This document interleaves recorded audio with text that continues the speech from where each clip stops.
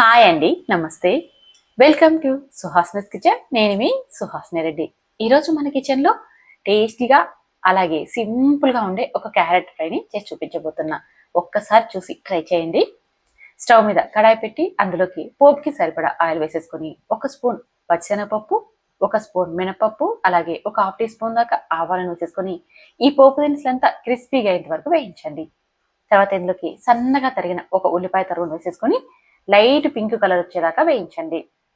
అలాగే ఇందులోకి సన్నగా తరిగిన క్యారెట్ని కూడా వేసేసుకోవాలి. ఈ క్యారెట్ అంతా కూడా 1/2 కేజీ దాకా ఉందండి.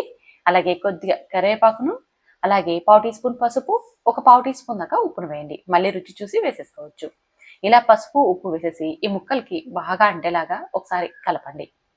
ఇలా కలిపి మూత పెట్టి మంటని మీడియం ఫ్లేమ్లో పెట్టి వాటర్ వేయకోకుండా ఉడికించండి. ఇది ఉడికేలోపు మిక్సీ గిన్నె తీసుకొని అందులోకి తినగలిగే కారం బట్టి పచ్చిమిర్చిని, ఒక 1/2 ఇంచ్ అల్లంని, 1 స్పూన్ జీలకర్రని, కొద్దిగా కొత్తిమీరని వేసేసుకొని ఇదంతా కచ్చా పచ్చగా గ్రైండ్ చేయండి. ఇలా గ్రైండ్ చేసిన కారాన్ని పక్కన ఉంచేసేసుకోండి. ఇప్పుడు మనం ఒక 5 నిమిషాలు మూత పెట్టి మగ్గిస్తున్నాం కదా, చూడండి క్యారెట్ అనేది ఎంత బాగా ఫ్రై అయిపోయిందో. మనం వాటర్ వేయకున్నా సరే అండి, క్యారెట్లో నుంచి వాటర్ ఊరి అవే మనకి మెత్తబడ్డానికి సరిపోతాయి అన్నమాట. ఇలా కలిపి చూడండి, దాదాపు మనకి ఒక 70% క్యారెట్ ఫ్రై అయిపోయి ఉంటుంది. ఇలా ఫ్రై అయిపోయాక ఇప్పుడు ఇందులోకి మనం గ్రైండ్ చేసి పెట్టుకున్నాం కదా ఆ పచ్చికారంని ఇందులోకి వేసేసుకోవాలి. ఇలా వేసేసి ఇదంతా ముక్కలకి బాగా అంటేలాగా కలుపుకోవాలి. ఇందులోకి ఎక్కువ మసాలా అవసరం లేదు, తక్కువ మసాలాతో చాలా చాలా టేస్టీగా ఉండే ఫ్రైని ప్రిపేర్ చేసేసుకోవచ్చు.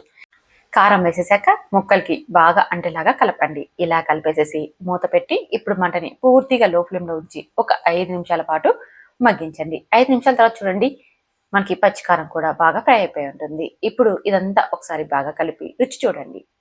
ఒకవేళ మీకు ఉప్పు తక్కువ అనిపిస్తే ఇప్పుడే వేసేసుకోండి. మనం ముందు 1/4 టీ స్పూన్ వేసాం కదా, ఒకవేళ తక్కువ అనిపిస్తే ఇప్పుడు వేసేసుకొని ఇదంతా ఒకసారి బాగా కలిసేలా కలపండి. అలాగే క్యారెట్ ముక్కలు కూడా మెత్తబడ్డాయి లేదో చెక్ చేసేసుకోండి. నాకైతే 10 నిమిషాలకి క్యారెట్ ముక్కలు సాఫ్ట్గా అయిపోయాయి. చూడండి ఎంత బాగా మెత్తబడిపోయాయి.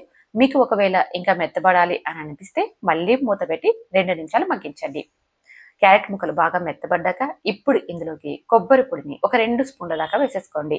ఈ ప్లేస్లో మీరు నువ్వుల పొడి వేసేసుకోవచ్చు, లేదా పుట్నాల పొడిని కూడా వేసేసుకోవచ్చు. ఇలా వేసేసి ఇదంతా బాగా కలిసేలాగా కలపండి. ఇలా 1 నిమిషం పాటు కలుపుతూ ఫ్రై చేసుకున్నాక ఇప్పుడు కొద్దిగా కొత్తిమీర తరుగును వేసేసుకొని కలిపి సర్వ్ చేసేసుకోండి. ఎంత టేస్టీగా ఉంటుందంటే చపాతీ, పూరి, రోటీస్, రైస్ ఇలా అన్నింటిలోకి చాలా బాగుంటుంది. ఒక్కసారి ఇలా ట్రై చేసి టేస్ట్ చేయండి. ఎలా వచ్చిందో కూడా కామెంట్ చేయండి. నచ్చితే మాత్రం మీ ఫ్రెండ్స్ ఫోన్ నెంబర్ కూడా ఈ వీడియోని షేర్ చేయండి. ఇలాంటి సింపుల్ అండ్ హెల్దీ వంటకాల కోసం సుహాస్నస్ కిచెన్ని సబ్స్క్రైబ్ చేసుకోవడం అస్సలు మర్చిపోకండి. Thank you for watching.